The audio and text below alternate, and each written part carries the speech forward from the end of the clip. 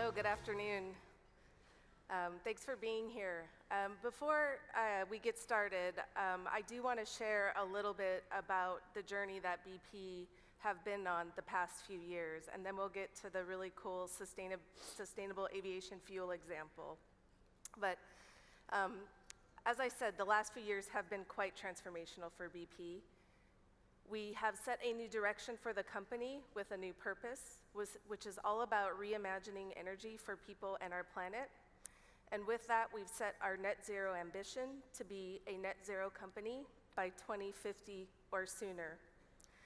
And we have a strategy that is really enabling us to pivot from what we call an international oil company to an integrated energy company.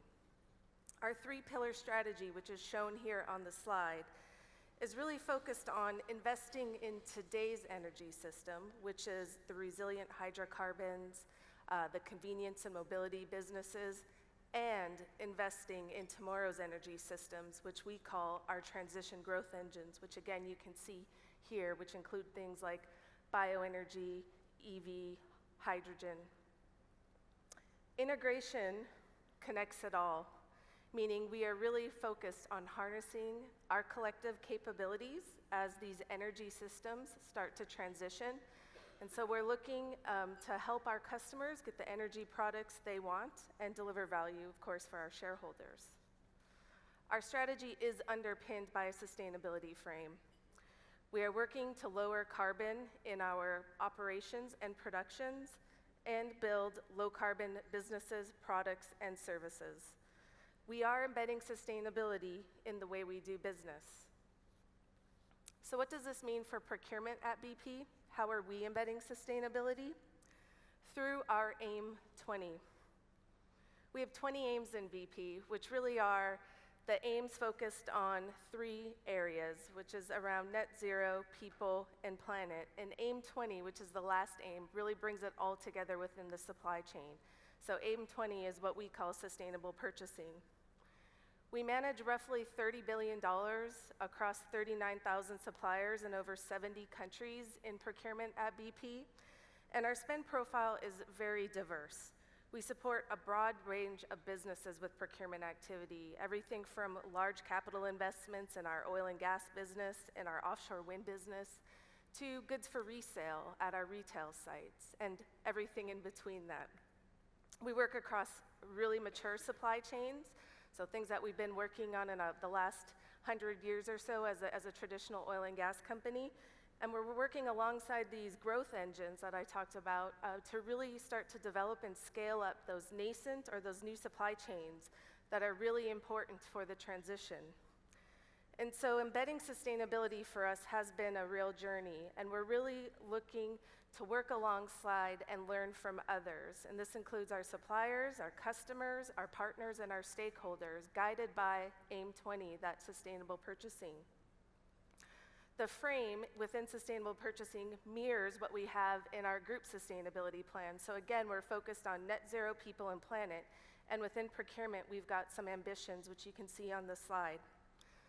So now to bring this to life, I'll hand over to Chris, and he's going to share how BP has been helping the airline industry decarbonize, but more importantly, really share what we can learn as we embed sustainability across our supply chains. Brilliant. Thank you, Louise, and thank you all for being here. I think we've had some really good introductions to this from Air France previously, just before lunch, if you saw that, and also from Anna in DHL. She talked a little bit about this subject. So I'm going to cover three things here. One is a little bit about decarbonization in the aviation industry and what the challenge is and where it's important. I'm then going to talk to you about Flight 100. You may have read about that in the press. And then I'm going to share what the learnings were from Flight 100, but also I think they're really applicable to us to drive sustainability transformation across our supply chains. So firstly, about the aviation sector. So aviation contributes around 2% of global CO2 emissions, and that's about 12% of the transport emissions. And it's growing. The International Air Transport Association expects passenger numbers to be back to pre-pandemic levels by the end of this year, and then by 2040 to double to 8 billion. So meaning, even with the efficiency gains, and Anna talked about them yesterday, fleet modernization without action to reduce the total life cycle carbon, it's going to increase, and it will increase substantially, so it's going to grow. So there are multiple options to decarbonize the aviation sector, but we think sustainable aviation fuel, or SAF, is the most viable in the medium term. There is electrification and there is hydrogen, but actually 70% of the emissions from the aviation sector come from medium and long-haul flights, and currently that technology is not well developed enough. So sustainable aviation fuel looks to be the best option. So what is it? It's a blend of renewable feedstocks, such as waste oils and residues that have been sustainably certified, and they're blended then with traditional jet fuel. And compared to traditional jet fuel, the total life cycle carbon benefit of this is 80%. It's also a drop-in fuel, which means it works with the existing airframes, existing engines, and with the existing infrastructure within airports. So that's a bit of context on that. I'm going to move over a quick video on Flight 100. Every day, more than 100,000 flights take off from all over the globe. But today is different. This is aviation history, and we're really proud to be part of it. BP is fueling the first ever transatlantic flight by a commercial airline, powered by 100% sustainable aviation fuel. This particular transatlantic flight is one of the most important stepping stones in the aviation business on its journey towards the future.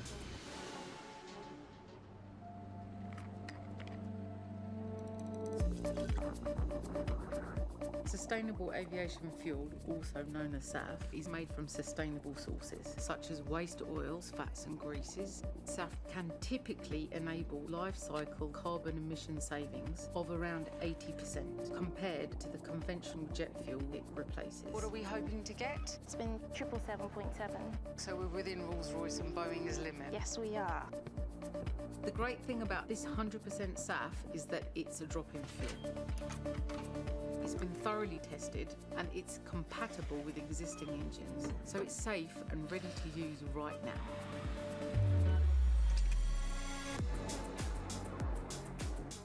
The aviation business expects the volume of people traveling around the world to nearly double to 8 billion by 2050.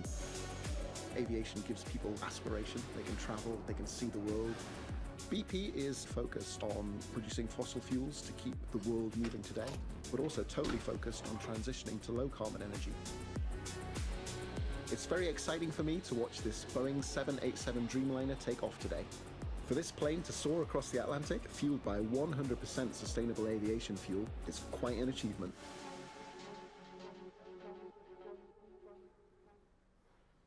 Amazing. Makes me feel real proud to see that video.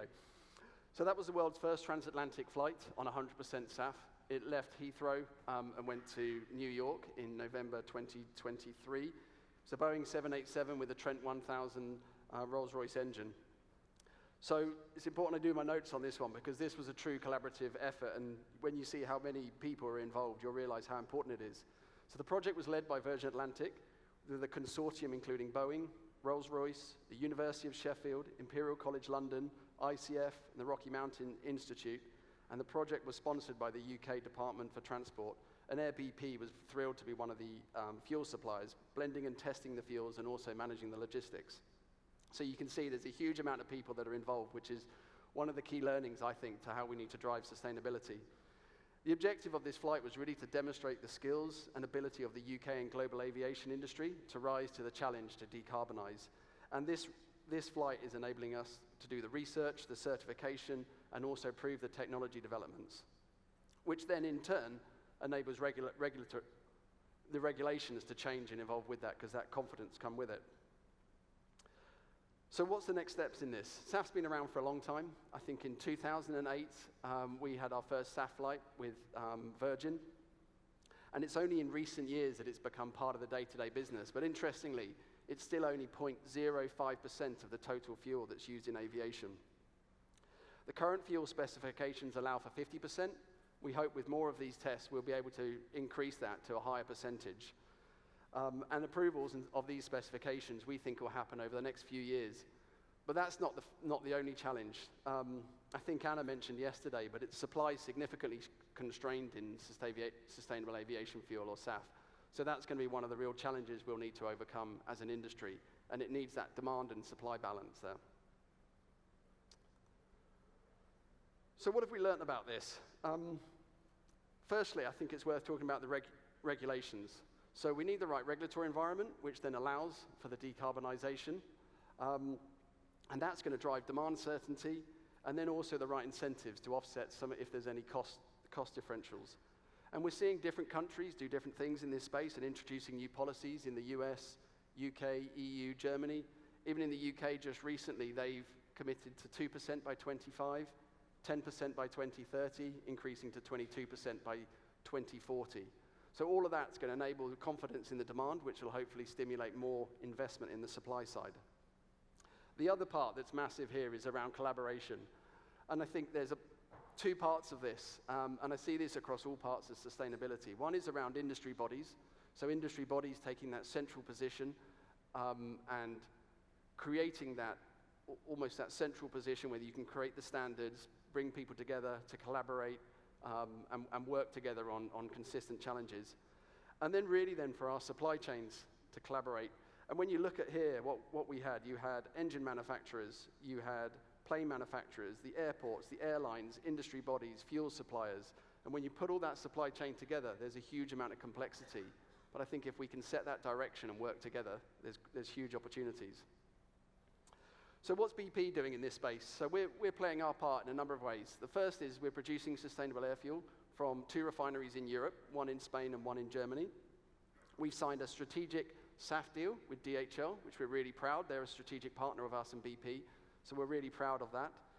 And then finally, we're working on creating greater pools of feedstock. So that's challenging and working on the supply constraints that we've heard a few times this week. So to summarize, decarbonising the aviation industry is really tough.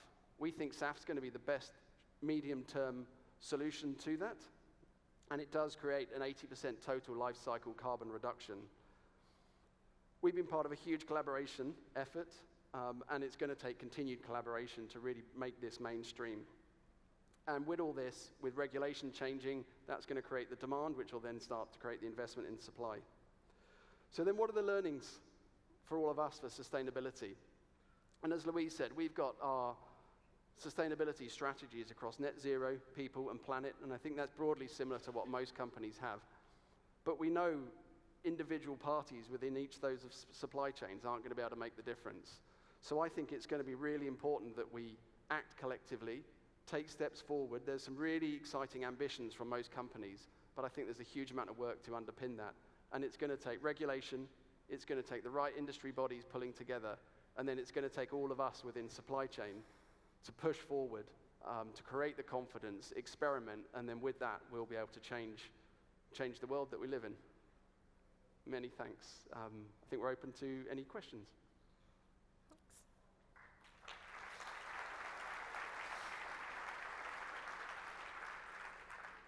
Yes, indeed. Anybody has any questions? Have you put them in the app? If not, I shall be cross. Are there any questions in the app? Okay, how will you address the SAF capacity and cost challenge from Carl? Yeah, I'll take that one. Yeah. I think that is one of the biggest challenges in the industry, and I think that's actively being worked by all parties in it. I think it'll be a blend of waste oils, residues, and also non-food crops as well, and I think that's how it'll work. But there's lots of complexity with that, and it'll need to be worked by all parts of the supply chain. Good question. And just to add on that, I think the important thing that Chris mentioned earlier is SAF is just a medium term. So there's other technologies that many companies are working on with industry consortiums, with governments, that are more future fuels. So it's definitely a journey in this space. Thank you very much. What prevents a complete transition of aviation fuel industry into SAF? Are there funding programs by governments to incentivize this technology? Yeah, I'll have a, so I think that is the challenge, and I think that's where you see the pragmatism on the numbers in terms of what sort of commitment there is to go to full SAF. I'm not sure specifically on whether there's government programs, but it's going to require that blend of government setting the right regulation, the right incentives to encourage it, and then also from everybody within that supply chain taking that step forward.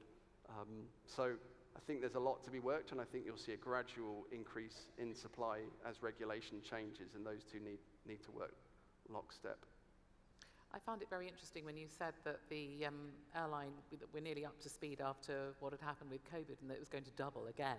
Yeah. I mean, that's got huge implications for the environment, hasn't it? Huge, and I think in the video it talked around how important aviation and travel is for a global economy and bringing communities together and enrichment of life. But absolutely, I think there will be improvements, and I think Anna said this yesterday around fleet modernization is going to make substantial inroads into the efficiencies, but there needs to be other steps as well that comes through to reduce that impact. And it's 12% of the transport sector, so it's huge. Yeah, absolutely. Thank you very much. Does BP plan to have an integrated supply chain to better capture those waste renewable sources in order to produce more SAF? Yes. So this is one of our key transition growth engines that you'd have seen on the slide. Bioenergy is where we put this in. So we are working on an integrated supply chain. As an example, last year we acquired a company in the US called Archaea, and it's all about trying to increase the feedstock that's required to go into SAF.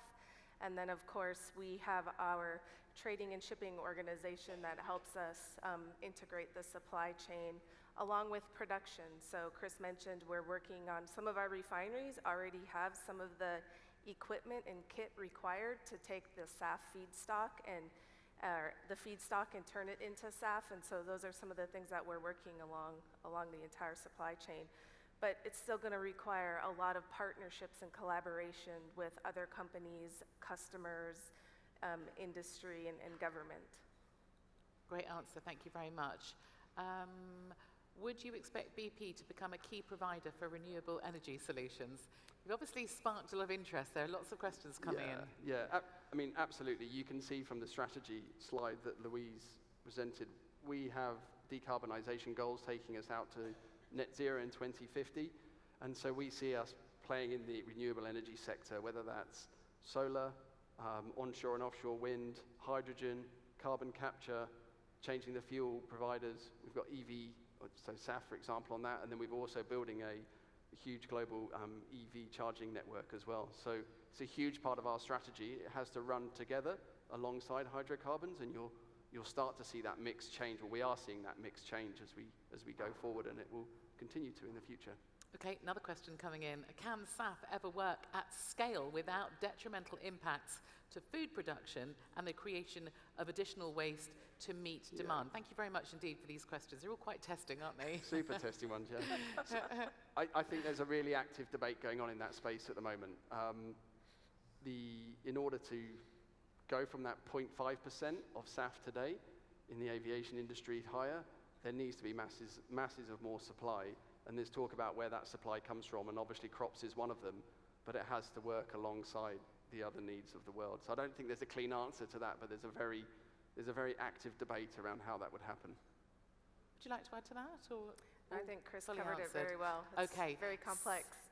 So I think we will catch up on a bit of time, and we'll allow you to exit the stage. But a huge thank you to Louise and Chris for a fantastic presentation and making Great, us all thank think. you. Thank you very much indeed. So